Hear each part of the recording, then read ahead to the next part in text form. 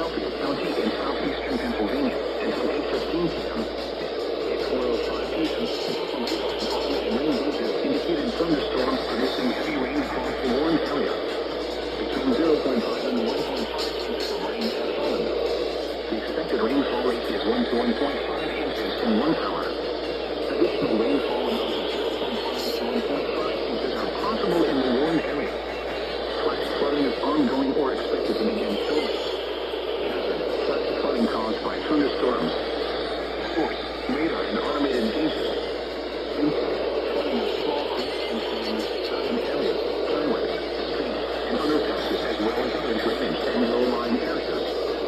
Some locations with most flash flooding include Philadelphia, Pullman, Gloucester City, Cherry Hill, Bedford, Lindenwood, Belmont, Woodbury, Elmira, Magnolia, Westfield, and Woodbury Heights.